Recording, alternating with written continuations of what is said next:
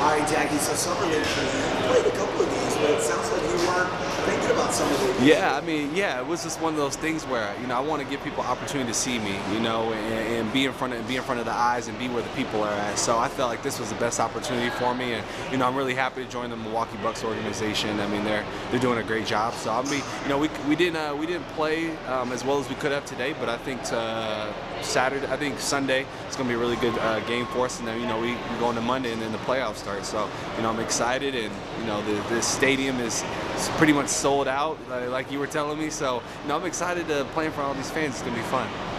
Now, you were training in Chicago and kind of got the last minute call. Walk me through that. Yeah, so I was training with Pierce Sweat and just pretty much working out with them. My trainer Zach Bosser, and they gave me a call, and I was looking for a team, and they gave me a call, and they said, hey, we'd love for you to join us. And I said, I'm on my way. So I showed up Wednesday, and the rest is history. So ready to get on the court and work.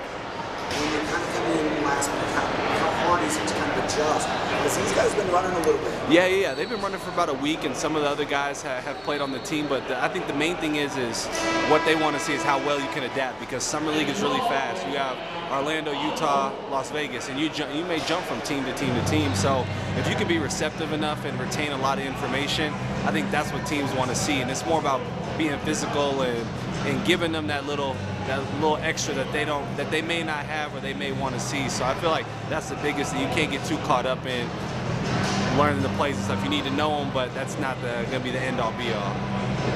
Now it happens. A team calls and says, we'd like you to be on Summer League. You start to wander and go, that'd be a good roster to be on. For sure. With the Greek and all. Exactly. I feel like I would fit in perfectly. I think that's somewhere I could see myself playing alongside those guys and being a bench guy that's just going to come in and do the dirty work and be able to be efficient that way. So hopefully they give me an opportunity, and we'll see what happens. What do you feel like you got to put on the floor? You talked about being versatile and adaptive. What do you feel like you've got to do in those minutes and those practices?